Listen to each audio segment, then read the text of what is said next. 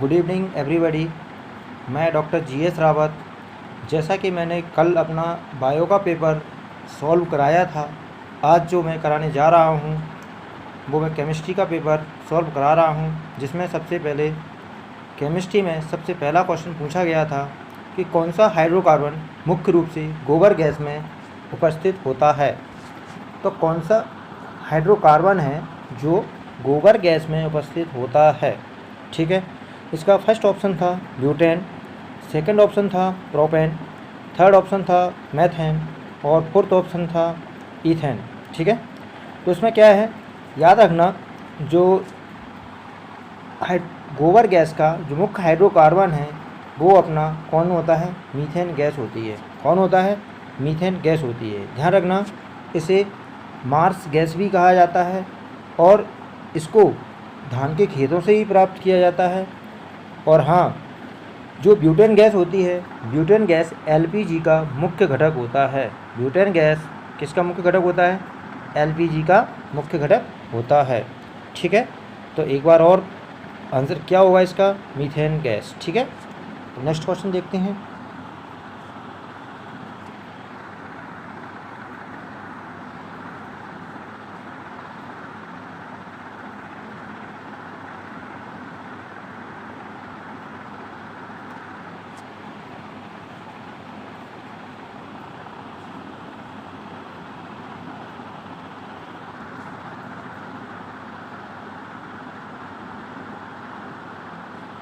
Next question है, मृदु साबुन होते हैं। सॉफ्ट साबुन में क्या होता है। मृदु साबुन को नहाने का साबुन भी कहा जाता है, जो कि पोटेशियम साल्ट से मिलकर बना होता है, ठीक है। तो पोटेशियम साल्ट युक्त साबुन क्या कहलाता है, मृदु साबुन कहलाता है। जबकि सोडियम साल्ट युक्त साबुन होता है, उसे हम क्या कहते हैं, हार्ड साबुन कहते हैं। क्या कहते हैं, हार्ड साबुन। याद रखना, जो मृदु साबुन होता है उसे हम नहाने का साबुन भी कहते हैं, और जो सोडियम साल्ट का जो साबुन होता है उसे कठोर साबुन कहा जाता है और इसे हार्ड साबुन भी कहते हैं, ठीक है। अब नेक्स्ट क्वेश्चन देखते हैं।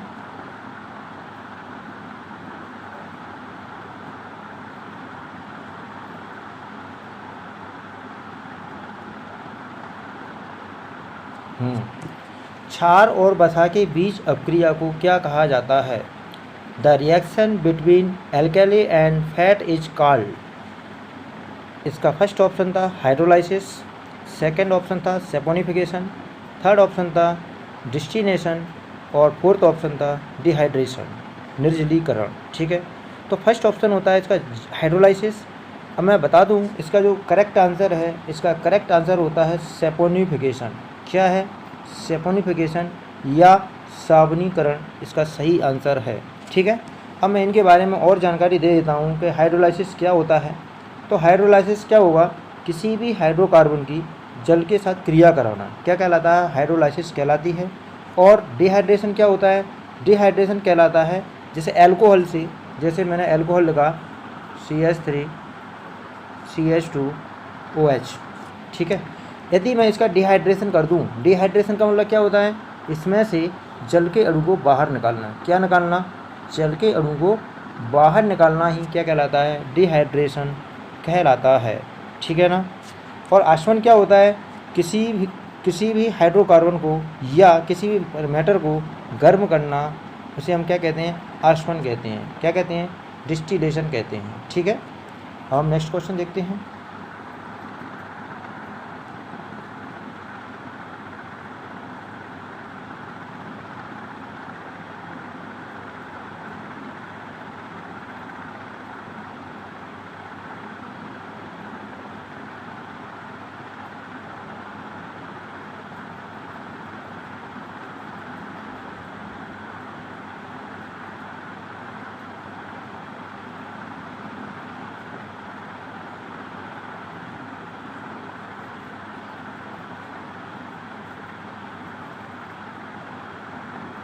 हाँ, अब नेक्स्ट क्वेश्चन देखते हैं। अमोनियम क्लोराइड में NH4Cl में उपस्थित बंध के प्रकार कौन कौन से पाए जाते हैं।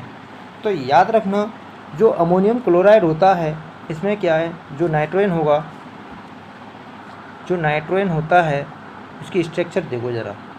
इसमें ये हाइड्रोजन जुड़ा होगा, यहाँ पर भी हाइड्रोजन जुड़ा होगा, यहाँ पर भी हाइड्रोजन जुड़ा होगा और यहाँ पर भी क्या होगा, हाइड्रोजन जुड़ा होगा।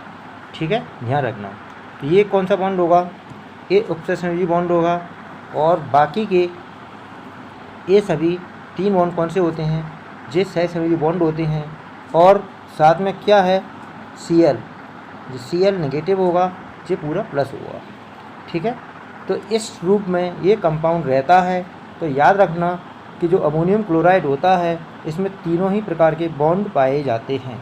कौन कौन से होते हैं, नंबर 1 आयनिक बॉन्ड, ठीक है, नंबर 2 सहसंयोजी बंध, नंबर 3 और कौन सा बॉन्ड होता है, उपसहसंयोजी बंध।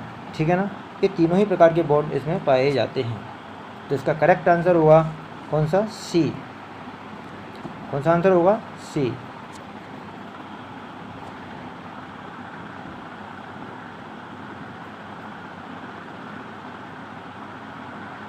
नेक्स्ट क्वेश्चन देखते हैं अब।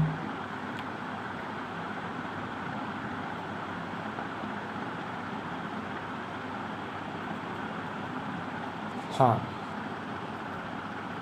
देखो, निम्नलिखित यौगिक का IUPAC नाम बताइए। CH3 single bond, CH2 single bond, CH double bond, CH single bond, C triple bond, CH। याद रखना, कभी भी यदि कोई कंपाउंड में डबल बॉन्ड और ट्रिपल बॉन्ड दिया रहता है तो मैं ये बात बताना चाहता हूँ कि जिस साइड से डबल बॉन्ड पास में होता है उसी साइड से काउंटिंग की जाती है। ठीक है, जैसे मैंने कोई कंपाउंड दिया आपको एक, ठीक है, इधर से मैंने डबल बॉन्ड कर दिया, इधर से मैंने ट्रिपल बॉन्ड कर दिया। ठीक है, तो काउंटिंग इसकी कहाँ से करेंगे हम, जहाँ से डबल बॉन्ड पास में हुआ इधर से। ठीक है ना, इसी को प्राथमिकता देते हैं 1 2 3 4। ठीक है ना, अब इसमें देखो ज़रा, इसमें क्या कह रहा है, कार्बन कणु कितने हैं टोटल, 1 2 3 4 5 6। कितने कार्बन है, 6 कार्बन है। काउंटिंग कहाँ से करेंगे, यहाँ से करेंगे 1 2 3 4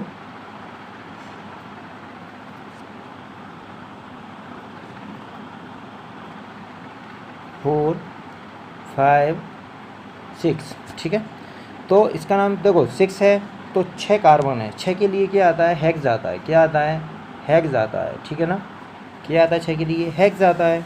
अब याद रखना, अंग्रेजी वर्णमाला के अकॉर्डिंग ई पहले आता है या बाय पहले आएगा, तो ई पहले आता है। तो कौन से कार्बन पर डबल बॉन्ड है और कौन से कार्बन पर ट्रिपल बॉन्ड है। ठीक है, जो डबल बॉन्ड है वो तीसरे कार्बन पर है, हेक्स 3 इन। और कौन से कार्बन पर ट्रिपल बॉन्ड है, फर्स्ट कार्बन पर, तो क्या होगा, 1 आइन। ठीक है ना, 1 आइन, हेक्स 3 इन 1 आइन।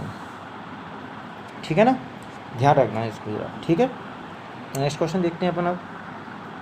हाँ, तो इसका आंसर क्या होगा, हेक्स 3 इन 1 आइन, इसका आंसर होगा फर्स्ट। ठीक है ना,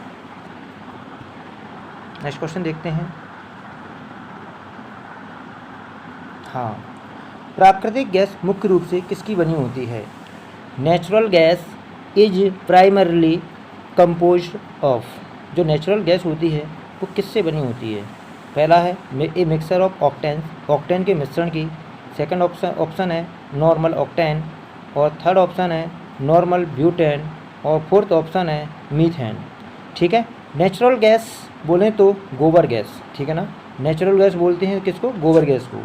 पर याद रखना, जो नेचुरल गैस होती है उसमें किसकी मात्रा ज़्यादा होती है, उसमें मीथेन की मात्रा ज़्यादा होती है। किसकी ज़्यादा होती है, मीथेन की मात्रा ज़्यादा होती है। आंसर क्या होगा इसका, सी, वो डेली, सॉरी, मीथेन गैस। ठीक है ना, अब नेक्स्ट क्वेश्चन देखते हैं हम।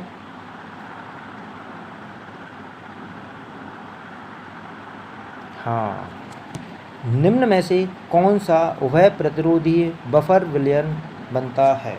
ठीक है ना, याद रखना, जो बफर सॉल्यूशन बनता है वो किस किस का मिक्सचर होता है, इस बात की तुम्हें जानकारी होना चाहिए। ठीक है ना, जैसे अम्लीय बफर की बात की जाए तो अम्लीय बफर किससे कहेंगे, वीक एसिड और स्ट्रॉन्ग बेस का साल्ट, मतलब वीक एसिड स्ट्रॉन्ग बेस का साल्ट जो मिलके बनाएगा उसे हम क्या कहेंगे, बफर सॉल्यूशन कहते हैं। ठीक है ना, बफर सॉल्यूशन की पीएच लगभग कांस्टेंट रहती है, चेंज नहीं होती। ठीक है। अब इसमें क्या है, जैसे वीक एसिड कौन है, एसिटिक एसिड, और स्ट्रॉन्ग बेस से बना हुआ साल्ट कौन सा है, ये वाला। तो इसका थर्ड आंसर होगा सी। आंसर क्या हुआ इसका, सी। ठीक है ना, क्या आंसर होगा इसका, सी, क्योंकि ये वीक एसिड है, CH3 COOH plus CH3 COONA। ठीक है ना। तो ये किससे बना हुआ है ये साल्ट, NaOH और एसिटिक अम्ल की क्रिया से बनाया है। ठीक है ना, किससे बनाया है, एसिटिक अम्ल की क्रिया से बनाया है। तो क्या है इसका आंसर, क्या होगा, सी आंसर होगा, सी इज करेक्ट।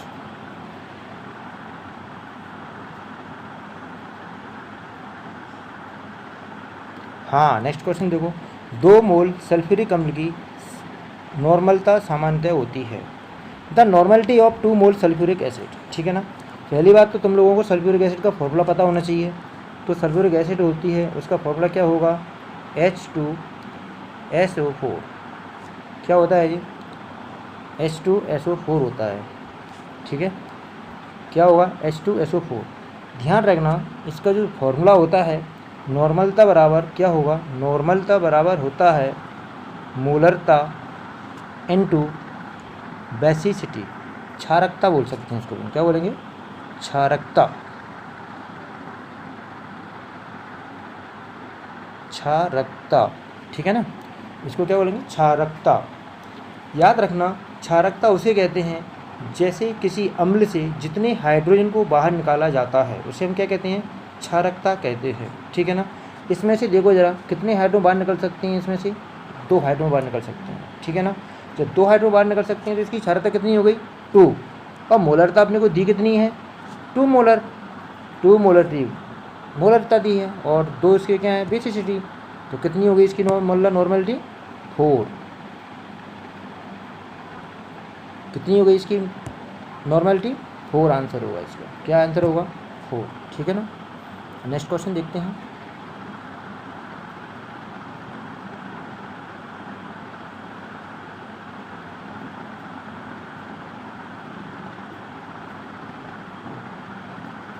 हाँ, नीचे दिए गए 4 अम्लों के pKa मान 25 डिग्री सेल्सियस पर दिए हुए हैं और उन्हें पूछा है कि सबसे प्रबल अम्ल कौन सा होगा।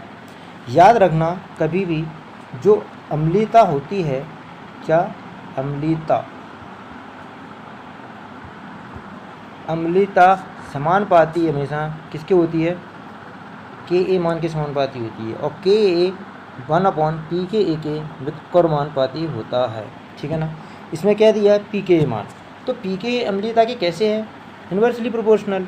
याद रखना, जिसका pKa ज़्यादा होगा उसकी अम्लीयता कम होगी, जिसका pKa मान ज़्यादा होगा उसकी अम्लीयता कम होगी। इसमें किसका मान ज़्यादा है, और इसमें पूछा क्या है, सबसे स्ट्रॉन्ग एसिड। तो सबसे स्ट्रॉन्ग एसिड कौन सी होगी, जिसका pKa मान सबसे कम होगा। तो इसमें सबसे कम किसका मान है, कौन सा आंसर है इसका, डेली आंसर है। ठीक है ना, इसका 4th आंसर है। अगला नेक्स्ट क्वेश्चन देखो जरा,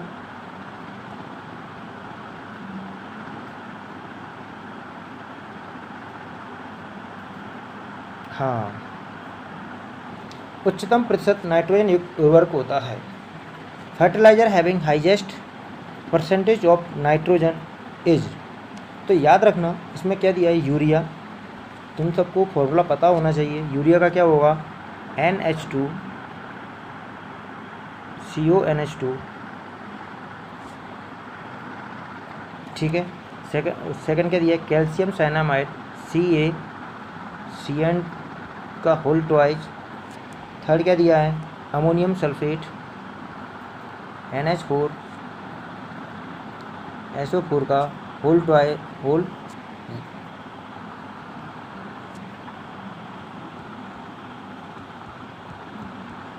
ठीक है ना, क्या होगा, NH4 का होल ट्वाइस SO4। ठीक है, ये अमोनियम सल्फेट होगा, और अमोनियम नाइट्रेट है NH4NO3। तो याद रखना, इन सब में जो उच्चतम परसेंटेज होता है वो नाइट्रोजन का, वो सबसे ज़्यादा किस में होगा, यूरिया में होता है। किस में होता है, यूरिया में होता है। कितना परसेंटेज होता है, 46.6%। 46.6% होता है, ठीक है ना। तो नेक्स्ट क्वेश्चन देखेंगे अपन।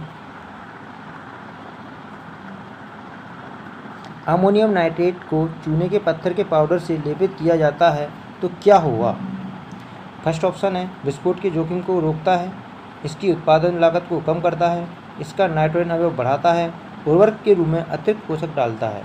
तो याद रखना इसको कि यदि अमोनियम नाइट्रेट की क्रिया चूने के पत्थर से करा दी जाती है तो क्या होगा, इसका जो विस्फोट होने की प्रवृत्ति रहती है उसको रोकने की ये कोशिश करता है। तो क्या करेगा ये, किस आंसर क्या होगा अपना, विस्फोट को रोकेगा, विस्फोट के जोखिम को रोकता है, ठीक है ना। नेक्स्ट क्वेश्चन देखते हैं अपन अब। स्वर्ण संख्या का मान क्या होता है? स्वर्ण संख्या निम्न का माप होती है। फर्स्ट ऑप्शन है कोलॉइड को बचाने के लिए आवश्यक स्वर्ण की मात्रा, कोलॉइड को तोड़ने के लिए आवश्यक स्वर्ण की मात्रा, या कोलॉइडी विलयन में उपस्थित स्वर्ण की मात्रा। ध्यान रखना जो स्वर्ण संख्या होती है, जो स्वर्ण संख्या होती है वो क्या होती है,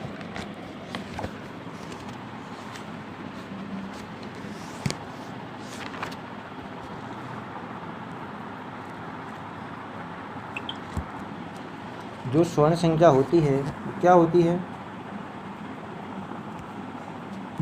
देखो रक्षी कॉलॉइड की मिलीग्राम में वह संख्या जिसे दिए गए स्वर्ण सोल के 10 सीसी में 10% NaCl विलयन के 1 सीसी मिलाने पर इसका अपक्षेपण को रोकती है। ध्यान रखना जो इसका अपक्षेपण होता है, मतलब जो सॉल का, जो रक्षी कॉलॉइड का जो अपक्षेपण होता है ना, उसको रोकने के लिए मिलाई गई आवश्यक मात्रा क्या कहलाती है, गोल्ड मतलब स्वर्ण संख्या कहलाती है। तो इसमें से इसका आंसर क्या होगा, नन ऑफ द एबव, ठीक है, इसका डी आंसर होगा, क्या होगा, डी, ठीक है। नेक्स्ट क्वेश्चन देखते हैं। हाँ, यदि R प्रथम कक्षा की त्रिज्या है तो हाइड्रोजन की NV कक्षा की त्रिज्या ज्ञात करो। ध्यान रखना जो स्मॉल r का जो फॉर्मूला होता है क्या होता है, 0.529 n²/z, ठीक है। जो इसका सूत्र होता है क्या होता है, 0.529 n²/z। तो क्या होगा, जो r प्रोपोर्शनल किसकी होती है, n² के, है ना। उसे पूछा क्या है, अनंत कक्षा की त्रिज्या ज्ञात करो। तो अनंत कक्षा की त्रिज्या क्या हो जाएगी, r × n²। Answer is Bombay, क्या होगा इसका आंसर, बॉम्बे, ठीक है। नेक्स्ट क्वेश्चन देखते हैं इसका अपन। हाँ, एल्कीनों के लिए समान सूत्र क्या है? देखो मैं तुम्हें यहाँ पर एल्कीन, एल्केन और एल्काइन इन तीनों को बताऊंगा।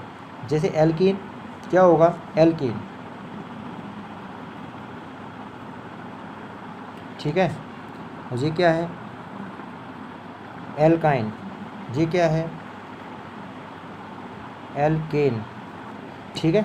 जो एल्केन होता है ना और जो एल्कीन होता है, तो एल्कीन का सूत्र क्या होता है, CnH2n, ठीक है। और एल्केन का जो सूत्र होगा उसमें हमेशा याद रखना प्लस के 2 जोड़ देंगे अपन, CnH2n प्लस के 2। ये किसका हुआ, एल्केन का सूत्र, और ये क्या होगा,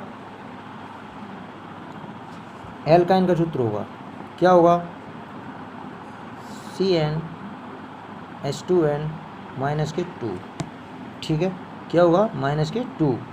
ये किसका सूत्र होगा, ये एल्काइन का होगा, ठीक है। अब हम नेक्स्ट क्वेश्चन, अब इसके क्या आंसर होगा इसका, एल्किन पूछा है तो एल्किन का क्या होगा, CnH2n, इसका आंसर होगा C। नेक्स्ट क्वेश्चन देखते हैं।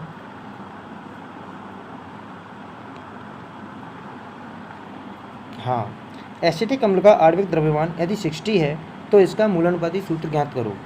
ध्यान रखना कभी भी जो इसका मूलानुपाती सूत्र होता है वो कभी चेंज नहीं होता है, जितना रहेगा उतना ही, जितना पहले था बाद में भी वही रहेगा, चाहे तुम्हारा मॉलिक्यूलर वेट कितना ही दिया हो, ठीक है। तो जो एसिटिक अम्ल होती है उसका सूत्र क्या होगा, CH3COOH, ठीक है, क्या होता है, CH3COOH। तो इसका जो मूलानुपाती सूत्र होगा क्या होगा, CH2O, ठीक है, इसका आंसर होगा दिल्ली। नेक्स्ट क्वेश्चन देखते हैं।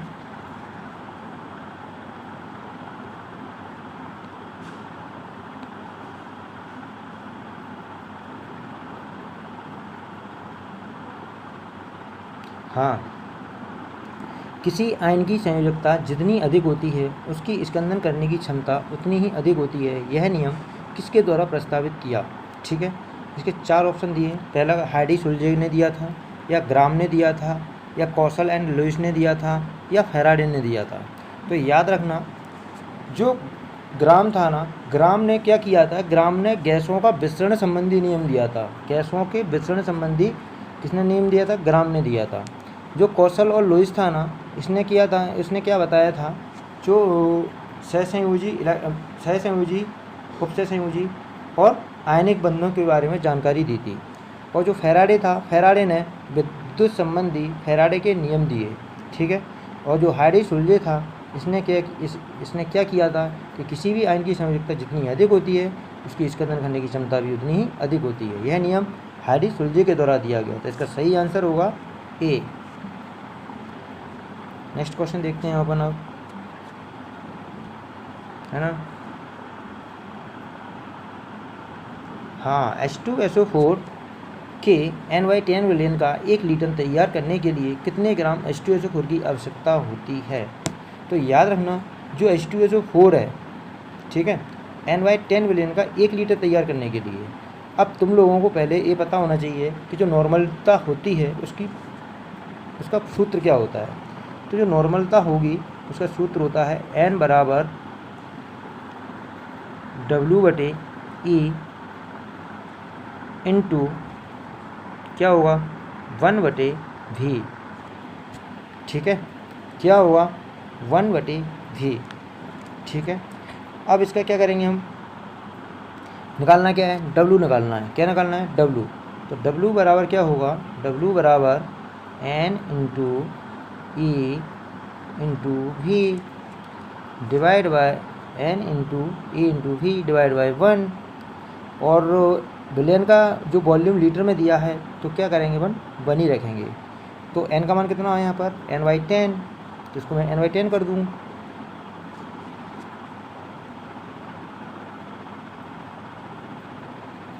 इसको मैं क्या करूँगा? W बराबर N/10 मतलब 1/10 इंटू E कितना होगा इसका? 49। ये कितना होगा? 49 होगा। ये कितना होगा? 49। और वॉल्यूम कितना है? 1 लीटर। तो क्या आंसर होगा इसका? 4.9 ग्राम। 10 का भाग दो इसमें तो 4.9 ग्राम आएगा। तो क्या आंसर होगा इसका? 4.9 ग्राम। आंसर होगा ए। नेक्स्ट क्वेश्चन देखते हैं। हाँ, C�BC में निम्न की साझेदारी होती है। याद रखना, कभी भी इसमें क्या पूछा है? इलेक्ट्रॉन पूछा है। तो जब भी ट्रिपल बॉन्ड की बात की जाती है तो याद रखना, कार्बन कार्बन के बीच जब ट्रिपल बॉन्ड होता है तो उसमें एक तो सिग्मा बॉन्ड होगा और 2 पाई बॉन्ड पाए जाते हैं। क्या पाए जाते हैं? एक सिग्मा होता है, 2 पाई पाए जाते हैं। और एक बॉन्ड बनाने के लिए 2 इलेक्ट्रॉन की आवश्यकता होती है। तो उसमें कितने बॉन्ड हैं? 2 और 1 3। तो कितने इलेक्ट्रॉन होंगे? 6 electron. Answer is correct answer. क्या आंसर होगा इसका? 6 इलेक्ट्रॉन। कौन सा आंसर होगा? फर्स्ट आंसर होगा। ठीक है ना। नेक्स्ट क्वेश्चन देखते हैं इसका अपन। हाँ, गर्म करने पर एक कार्बनिक यौगिक यूरिया उत्पन्न करने वाला एक अकार्बनिक यौगिक होता है। ध्यान रखना, सबसे पहले जो यूरिया को प्राप्त किया गया था अमोनियम साइनेट के विलयन को गर्म करके प्राप्त किया गया था, जो कि एक अकार्बनिक यौगिक था। और यही यूरिया बनाने की प्रयोगशाला विधि है। ठीक है ना। इसी से ही यूरिया बनाया जाता है। ठीक है। नेक्स्ट क्वेश्चन देखते हैं। बोहर के सिद्धांत के अनुसार 5वीं कक्षा में एक इलेक्ट्रॉन के लिए कोणीय संवेग का मान क्या होगा? याद रखना, जो कोणीय संवेग का फॉर्मूला होता है कैपिटल L बराबर NH/2 पाई। क्या होता है? NH/2 पाई। अब याद रखना, यहाँ पर n का मान कितना दिया है? 5वीं कक्षा बोला है। n का मान क्या है? 5। तो L बराबर 5 into H divide by 2 into pi. 2 से काट दिया, क्या बच गया? 2.5 इंटू H/पाई। कोई ऑप्शन है इसमें? हाँ है, ए आंसर इज करेक्ट। ठीक है, नेक्स्ट क्वेश्चन देखते हैं। हाँ, एक यौगिक का आणविक सूत्र होता है। ध्यान रखना, जो मॉलिक्यूलर फॉर्मूला होता है, मॉलिक्यूलर फॉर्मूला हमेशा क्या रहता है, n इंटू मूलानुपाती सूत्र। n क्या है यहाँ पर, 1 2 3। जो इसका आणविक सूत्र होता है, जो मॉलिक्यूलर फॉर्मूला होता है, उसमें क्या होगा, स्मॉल n इंटू मूलानुपाती सूत्र। ठीक है, इसका आंसर होगा ए इज करेक्ट। ठीक है, नेक्स्ट क्वेश्चन देखते हैं।